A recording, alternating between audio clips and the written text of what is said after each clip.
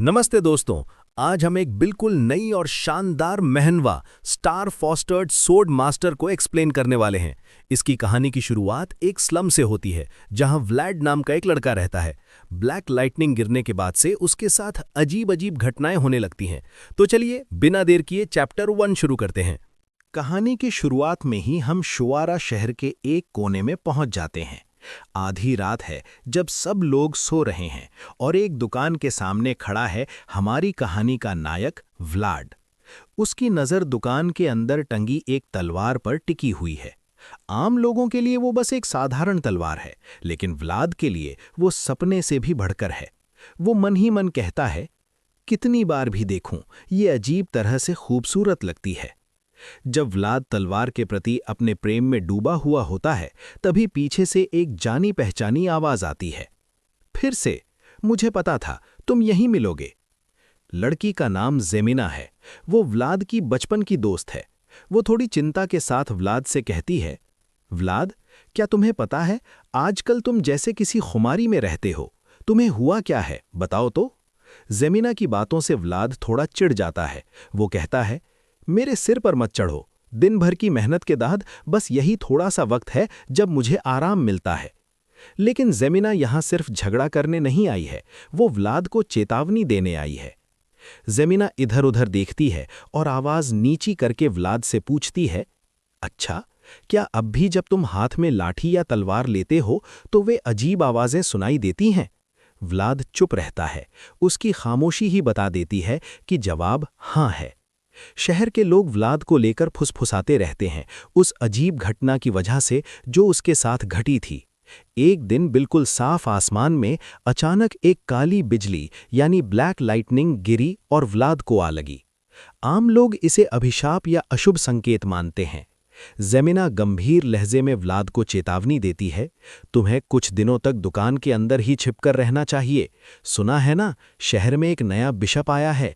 पहले वो विधर्मियों को ढूंढ ढूंढ कर जिंदा जला देता था। व्लाद ने भले ही जेमिना की बातों को हल्के में ले लिया हो, लेकिन जेमिना सच में बहुत परेशान थी। वो व्लाद को याद दिलाती है, लोग तुम्हारे पीछे बातें कर रहे हैं। अगर चर्च के लोग आए और तुम्हें उठाकर ले गए, तब क्या करोगे? व्लाद लापरवाही से जवाब देता है, अरे सिर्फ तलवार को देखने के जुर्म में कोई किसी को पकड़कर नहीं ले जाता। लेकिन जमीना हार मानने वालों में से नहीं थी। वो चाहती थी कि व्लाद ये सारी संदिग्ध हरकतें बंद करे। झुंझुलाकर वो कह उठती है, उफ, तुम इतने बेवकूफ क्यों हो? अगर इतनी ही पसंद है तो खरीद क्यों नहीं लेते? सड़क किनारे की इस दुकान की चीज कितनी महंगी होगी। जरूरत पड़ी तो मैं तुम्हें खरीद कर दे दूंगी। इस बार व्लाद जमीना की तरफ देखता है। उसकी आंखों में एक अजीब सी बेबसी झलकती है।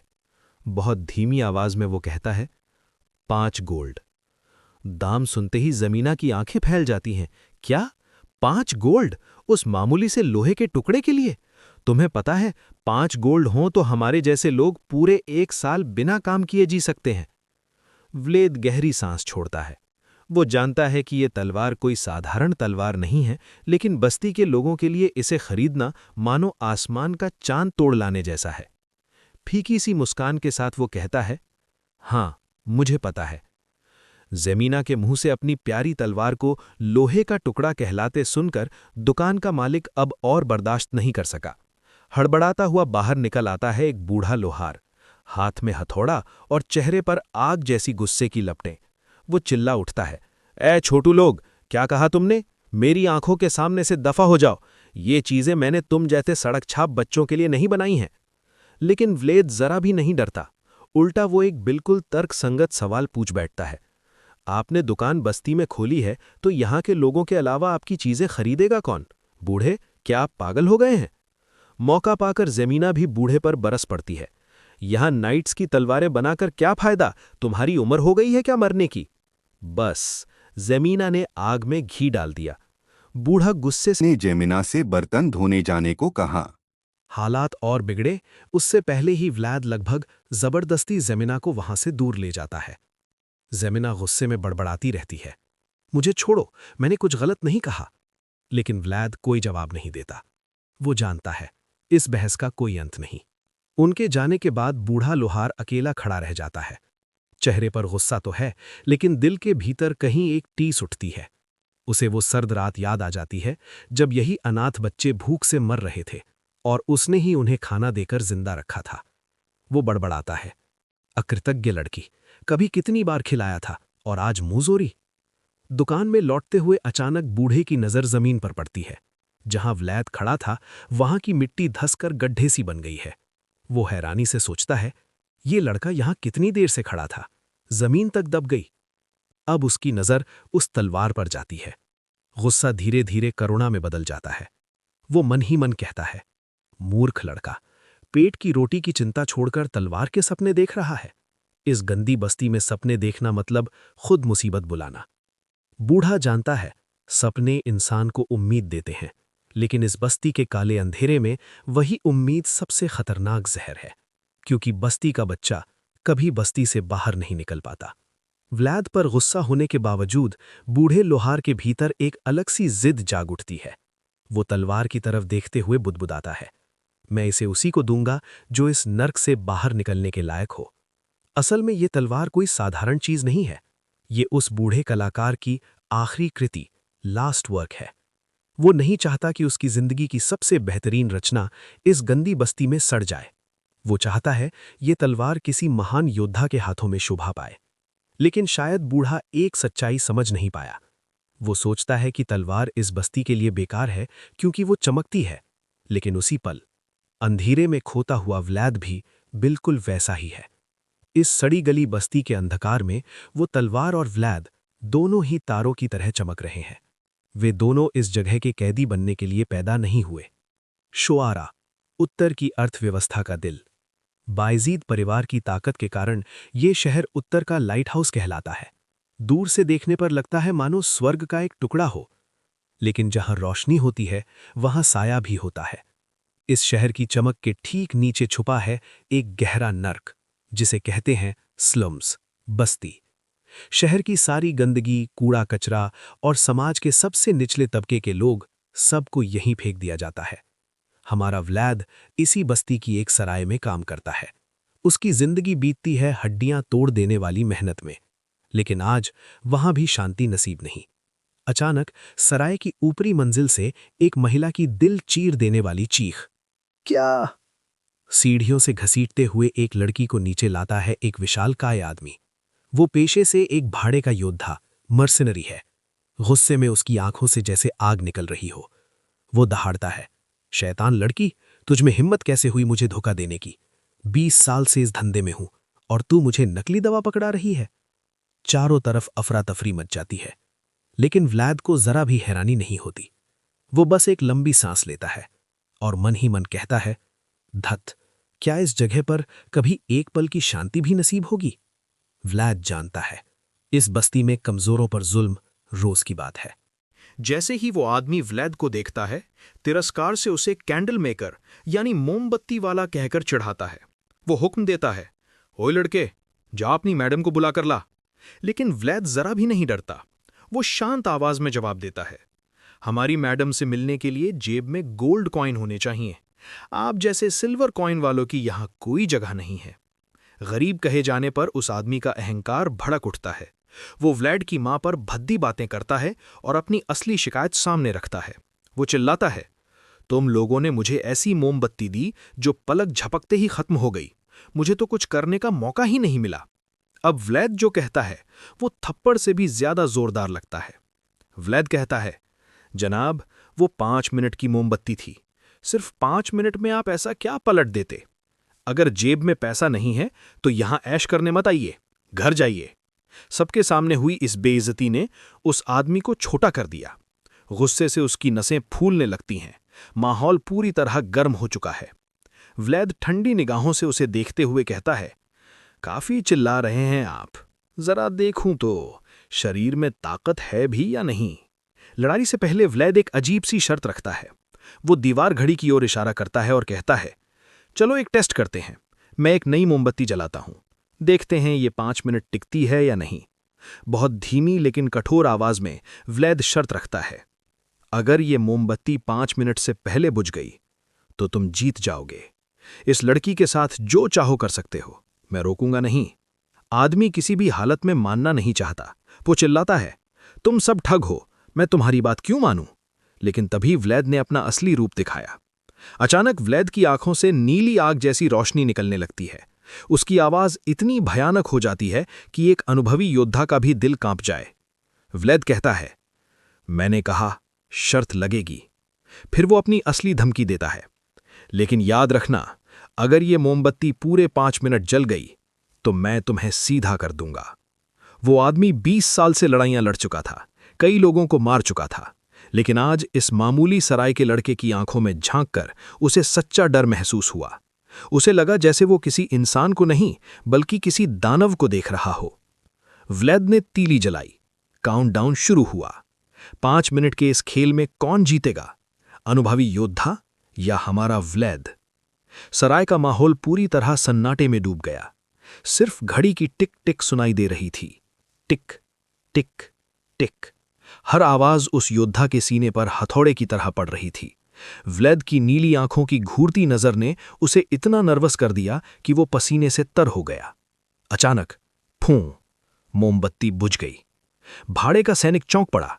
वो फटाफट घड़ी की तरफ देखता है, लेकिन अफसोस, डर के मारे वो ये भूल ही गया था कि खेल शुरू कब हुआ था। वो मन ही मन चिल्लाया, शिट, शुरुआत में समय कितना था? 5 मिनट पूरे हुए या नहीं? जब वो आदमी अपने दिमाग से लड़ रहा था, तभी व्लेद की ठंडी आवाज आई, मिस्टर। यानी अब नतीजा सुनाने का वक्त आ चुका था। और तभी उसे कुछ कहने का मौका दिए बिना व्लेद ने अपने हाथ की मोटी लाठी से उसके चेहरे पर जोरदार वार किया। चारों तरफ खून छिटक गया। व्लेद की आंखों में अब कत्ल की प्यास थी। वो ठंडी आवाज में बोला, समय खत्म। वो 5 मिनट की ही थी, हरामजादे। आदमी संभल भी नहीं पाया था कि व्लेद ने उसे एक भयानक लात मारी। 20 साल का अनुभवी योद्धा एक बच्चे की लात से कागज की तरह उड़कर जमीन पर गिर पड़ा। लेकिन असली डर अभी बाकी था। मार खाने के बाद जब वो आदमी भागने की सोचता है तो देखता है व्लेद दरवाजे की ओर बढ़ रहा है। व्लेद शांति से दरवाजे की कुंडी लगा देता है। आदमी की आंखें डर से फैल जाती हैं। उसे समझ आ जाता है कि वो अब पिंजरे में बंद है और सामने एक भूखा भेड़िया खड़ा है। दरवाजा बंद करके व्लेद पलटता है। उसकी आंखों में मौत का फरमान लिखा होता है। वो बस 2 शब्द कहता है, तू खत्म। आदमी डर के मारे हकलाने लगता है, रुको, मेरी बात सुनो। लेकिन व्लेद सुनने के मूड में नहीं था। व्लेद तूफान की रफ्तार से लाठी चलाने लगता है। हर वार के साथ उसकी चुनी हुई गालियां भी चलती हैं। हमें ठगने आया था, तो जैसा मोटा पेट वाला मर्सेनरी। व्लेद पुराने अपमान का पूरा हिसाब वसूल करता है। वो चिल्लाता है, और क्या बोला था? मेरी मां को बुलाने को? जिनकी मां नहीं होती उनसे बात करते वक्त जरा तमीज नहीं सीख सकता था? सराय के बाहर सन्नाटा पसरा हुआ था। अंदर से सिर्फ हड्डियां टूटने की आवाजें और उस आदमी की दर्दनाक चीखें आ रही थीं। लेकिन व्लेद रुकता नहीं। वो दहाड़ता है, एकदम चुप। शोयारा शहर की इस अंधेरी बस्ती में उस रात एक इंसान को सबक मिला, व्लेद को कभी कमजोर मत समझना। लड़ाई की गर्मी ठंडी होने के बाद जब व्लेद शांत होकर खाना खा रहा था तो उसके दिमाग में एक बात आई। उसे एहसास हुआ, कल रात वाला मर्सेनरी शायद पूरी तरह झूठ नहीं बोल रहा था। व्लेद मन ही मन बोला, मोमबत्ती सच में 5 मिनट से पहले बुझ गई थी। जरूर किसी ने मोमबत्तियों के साथ छेड़छाड़ की है। व्लेद ने अपने पास बैठे जॉर्ज से फुसफुसा कर बोला, जॉर्ज, हमारी मोमबत्तियां ठीक नहीं हैं, किसी ने उन्हें टेम्पर किया है। लेकिन ये बात सिर्फ जॉर्ज तक ही नहीं पहुंची, उनकी मैडम तक भी पहुंच गई। मैडम चिल्ला उठी, क्या? मेरी दुकान की मोमबत्तियों से छेड़छाड़ करने की इतनी हिम्मत किसकी? व्लेद ने हालात संभालने के लिए कहा, हमें दोषी को ढूंढना होगा। लेकिन मैडम ने उल्टा सारा काम व्लेड के सिर डाल दिया। उन्होंने हुक्म दिया, तू ढूंढेगा। व्लेद झुंझला कर बोला, मैं कैसे जानूं किसने किया? तभी मैडम ने एक अजीब सी बात कही। मैडम बोली, ढूंढने की जरूरत नहीं, मैं उसे पहले ही ढूंढ चुकी हूं। व्लेद हैरान होकर पूछता है, कौन? तब मैडम मार्सेला हंसते हंसते एक डरावना सच बताती हैं, वो मैं ही थी, बस थोड़ा मजाक कर रही थी। उन शराबियों की जेब से ज्यादा पैसा निकलवाने के लिए मैंने ही मोमबत्तियां छोटी कर दी थीं। मैडम की बात सुनकर व्लेड और जॉर्ज सन्न रह जाते हैं। व्लेद मन ही मन सोचता है, कमबख्त किस्मत, मतलब कल रात मैंने उस आदमी को बेवजह पीट पीट कर अधमरा कर दिया। बेचारा तो सच ही बोल रहा था। लेकिन व्लेद हकीकत पसंद है। वो जानता है कि बॉस से बहस करने का उसे हक नहीं है। वो गहरी सांस लेकर खुद को समझाता है, छोड़ो, मैं एक मामूली कर्मचारी हूं, मेरा काम लड़ाई संभालना है, इंसाफ करना नहीं। वो अपने काम पर लौटने लगता है। सीढ़ियां चढ़ते वक्त कुछ गुंडे टाइप लोग उसे घेर लेते हैं। वे चिल्लाकर कहते हैं, शाबाश व्लैद, कल रात जो तूने किया ना, हमें तुझ पर गर्व है। जो लोग थोड़ी देर पहले व्लैद की तारीफ कर रहे थे, अब उनका असली मकसद सामने आ गया। उनका सरगना बर्ली व्लैद का रास्ता रोककर खड़ा हो गया। वो टेढ़ी मुस्कान के साथ बोला, सुना है कल रात तूने काफी बख्शीश कमाई है। हमारी जेब तो आज एकदम खाली है, थोड़ा पैसा दे देना भाई। व्लैद का मूड फिर बिगड़ गया। उसकी आंखें नीली आग की तरह चमक उठीं। वो धीमी लेकिन खतरनाक आवाज में बोला, बर्ली, मरना चाहता है क्या? क्या करने की कोशिश कर रहा है तू? लेकिन बर्ली ने व्लैद के गुस्से को बिल्कुल भी गंभीरता से नहीं लिया। वो हाथ हिलाकर बोला, अरे इतना गर्म क्यों हो रहा है? मैं कोई भीख नहीं मांग रहा, ये एक बिजनेस डील है। तू पैसा देगा और बदले में मैं तुझे कुछ दूंगा। व्लैद हैरान होकर सोचने लगा कि आखिर वो किस चीज की बात कर रहा है। तभी बर्ली ने अपने पीछे छिपाकर रखा हुआ एक छोटा बच्चा घसीटकर बाहर निकाला। बच्चे की हालत बहुत खराब थी। मार खाने से उसका चेहरा सूज गया था। बर्ली ने बच्चे के बाल पकड़कर उसे व्लैद के सामने उठाया और बोला, एक छोटा सा जेब कतरा है, रंगे हाथों पकड़ा है, इसे तो तू जानता है ना? अब हालात पूरी तरह बदल चुके थे। ये अब कोई मामूली झगड़ा नहीं रहा। उन्होंने सीधा व्लैद की कमजोरी पर वार किया था। कौन है ये बच्चा? बर्ली बच्चे को छोड़ने के बदले 40 सिल्वर कॉइन मांगता है। उसे पूरा यकीन था कि व्लैद इस बच्चे को बचाने के लिए पैसा देगा, लेकिन व्लैद पैसे से पहले किसी और बात को लेकर ज्यादा परेशान था। व्लैद ठंडी आवाज में पूछता है, इसके हाथों की अंगुलियां और पैरों की एड़ियां ठीक है ना? व्लैद जानता था, इस दुनिया में अगर किसी सड़क के बच्चे का हाथ या पैर बेकार हो जाए तो उसकी जिंदगी लगभग मौत के बराबर होती है। बर्ली उसे भरोसा दिलाता है कि उसने बस हल्की सी सीख दी है, हाथ पैर नहीं काटे। व्लैद और बहस नहीं करता। वो गहरी सांस लेकर अपनी मेहनत से जमा की हुई पैसों की थैली उनकी ओर फेंक देता है। बच्चा डर से कांप रहा था, लेकिन व्लैद ने ना तो उसे दुलार दिया, ना ही कोई दिलासा। उल्टा उसने डरावनी सीख दी। वो बोला, अगली बार मेरे पास मत आना, सीधे इन्हें मार देना। व्लैद की ये बात सुनकर बच्चा और ज्यादा डर गया। पैसे पाकर बर्ली बेहद खुश हो गया। वो अपने साथियों से बोला, देखा, मुझे पता था व्लैद पैसा जरूर देगा। सड़क के नानाथ बच्चों के लिए उसके दिल में एक अजीब सी ममता है। बर्ली ने व्लैद की इसी दया और ममता को उसकी कमजोरी बना लिया। व्लैद पैसे देकर चला तो गया, लेकिन उसके भीतर अब ज्वालामुखी की तरह गुस्सा जमा हो रहा था। उस बच्चे का नाम नेड था। नेड व्लैद की ओर देखकर रोते हुए माफी मांगता है, मुझे माफ कर दो व्लैद, मैं पकड़ा जाना नहीं चाहता था। व्लैद उसकी बातों पर ध्यान नहीं देता। उसे सिर्फ ये जानना था कि नेड ठीक है या नहीं। व्लैद पूछता है, शरीर की कोई हड्डी टूटी तो नहीं? जब नेड बताता है कि वो ठीक है, तब व्लैद अपने स्वभाव के मुताबिक सख्त रूप अपना लेता है। वो डांटते हुए कहता है, तो अभी यहीं से भाग जा, मेरा मूड और खराब होने से पहले मेरी आंखों के सामने से दूर हो जा। नेड जानता था कि व्लैद की इस डांट के पीछे असल में उसकी चिंता और प्यार छुपा है। वो धन्यवाद कहता है और तेजी से वहां से भाग जाता है। लेकिन नेड के चले जाने के बाद असली सच्चाई सामने आती है।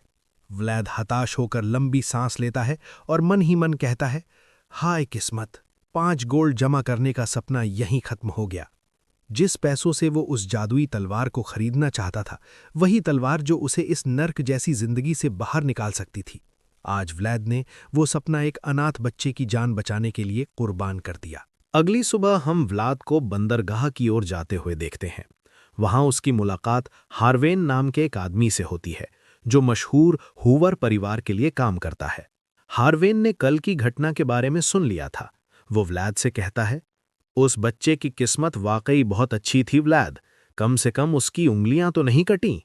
हार्वेन की ये बात व्लैद के सीने को अंदर से मरोड़ देती है। स्क्रीन पर व्लैद का एक डरावना अतीत उभर आता है। हम देखते हैं एक छोटा सा व्लैद खून से लथपथ, हाथ पैरों की नसें कटी हुई जमीन पर पड़ा है और पास ही छोटी सी जेमिना रो रही है। व्लैद मन ही मन कहता है, उस दिन मैं सबके लिए एक जिंदा सबक बना दिया गया था, एक पब्लिक लेसन। आज हमें समझ में आता है कि व्लैद ने अपने सपनों के 5 गोल्ड देकर उस बच्चे को क्यों बचाया। क्योंकि वो नहीं चाहता कि उसकी तरह की नर्क जैसी पीड़ा किसी और बच्चे को झेलनी पड़े। हार्वेन फिर वर्तमान में लौटता है। वो कहता है, अच्छा, सुना है मोमबत्तियों के साथ छेड़छाड़ की गई थी। मैडम मार्सेला खुद उन्हें बनाती हैं, लेकिन वो जानबूझकर ऐसा करने वाली इंसान नहीं है। हार्वेन की बातों से साफ लगता है कि मोमबत्तियों के इस रहस्य के पीछे कोई बड़ा षड्यंत्र छुपा हो सकता है। क्या मैडम ने सच कहा था, या फिर वो भी किसी को बचा रही हैं? व्लाद किसी तरह बात को जोड़ नहीं पा रहा था। वो बोला, मैडम या जॉर्ज इतने घटिया काम करने वाले लोग नहीं हैं। थोड़े से सिक्कों के लिए वे ग्राहकों को क्यों ठगेंगे? तभी हार्वेन असली रहस्य की परत खोलता है। वो कहता है, तू सही कह रहा है, वे आमतौर पर ऐसा नहीं करते, लेकिन अगर उन्होंने किया है तो समझ ले इसके पीछे कोई बहुत बड़ा कारण है, और वो कारण है पैसा। उन्हें तुरंत बहुत ज्यादा पैसों की जरूरत है। व्लाद हैरानी से उसकी ओर देखता है। हार्वेन व्लाद को चेतावनी देता है, व्लाद, आंख कान खुले रखना। इस अंडरवर्ल्ड में कोई गैंग तभी पागलपन की हद तक पैसा इकट्ठा करती है जब वो किसी बहुत बड़े खतरे की तैयारी कर रही हो। फिर हार्वेन आखिरी बम फोड़ता है। वो कहता है, और वो खतरा है युद्ध। तुम्हारी गैंग और किसी दूसरी गैंग के बीच युद्ध होने वाला है। इसका मतलब साफ था, जिस सराय में व्लाद काम करता है वो अब सुरक्षित नहीं रही। शोयारा शहर की इस अंधेरी बस्ती में बहुत जल्द खून की बाढ़ बहने वाली है। हार्वेन के मुंह से युद्ध की बात सुनकर व्लाद अभी सोच ही रहा था कि तभी हमारे सामने शोयारा शहर के अंडरवर्ल्ड की असली तस्वीर खुल जाती है। इस नर्क जैसे इलाके पर असल में 5 डॉन यानी 5 बॉस राज करते हैं। सबसे पहले है जॉर्ज, जिसे कहा जाता है होर्स नाइट। अविश्वसनीय लग सकता है, लेकिन यही जॉर्ज अभी कुछ देर पहले तक व्लाद के साथ आम इंसान की तरह बैठकर खाना खा रहा था। इसके अलावा हैं कसाई ब्लैक बेयर, जुआरियों का राजा dice, whale hunter captain Hoover और पैसों का मगरमच्छ वन आर्म्ड जैक। हार्वेन जिस युद्ध की ओर इशारा कर रहा था वो इन्हीं दिग्गजों के बीच होने वाला है। व्लाद समझ जाता है, अब शांति ज्यादा दिन टिकेगी नहीं। नरेशन में कहा जाता है, खतरा कभी चेतावनी देकर नहीं आता, जिंदगी के अंधेरे साए की तरह चुपचाप हमारी ओर बढ़ते हैं। व्लाद कुछ समझ पाता उससे पहले ही कुछ लोग उसे चारों ओर से घेर लेते हैं। व्लाद कुछ समझ पाता उससे पहले ही एक विशाल साया उसे निगल लेता है। अंधेरे के भीतर से एक कर्कश आवाज गूंजती है। सामने आकर खड़ा होता है शोयारा का सबसे बड़ा आतंक, वन आर्म्ड जैक। अपने हाथ के नुकीले हुक को व्लाद की ओर तानते हुए वो पूछता है, ए पिच्चे, तेरा बॉस कहाँ है? कोई आम इंसान होता तो डर के मारे बेहोश हो जाता, लेकिन व्लाद, वो तो आम नहीं है। उसकी आंखें फिर से नीली आग की तरह जल उठती हैं। वो साफ कर देता है, वो शिकार नहीं, वो शिकारी है। शोयारा शहर की इस बस्ती में आज रात जो तूफान उठने वाला है वो शायद सब कुछ तबाह कर देगा। क्या व्लाद इन दानवों से लड़कर जिंदा रह पाएगा, या यहीं खत्म हो जाएगा उसका स्वॉर्ड मास्टर बनने का सपना? तो दोस्तों, यही था स्टार फॉस्टर्ड स्वॉर्ड मास्टर का पहला चैप्टर। आपको कहानी कैसी लगी? क्या व्लाद जैक का सामना कर पाएगा? पूरी कहानी जानने के लिए अगला भाग मिस मत करना। वीडियो पसंद आया हो तो लाइक करो और अगले भाग के लिए कमेंट में लिखो पार्ट 2 चाहिए। सब्सक्राइब करो और जुड़े रहो। बहुत जल्द मुलाकात होगी। टाटा।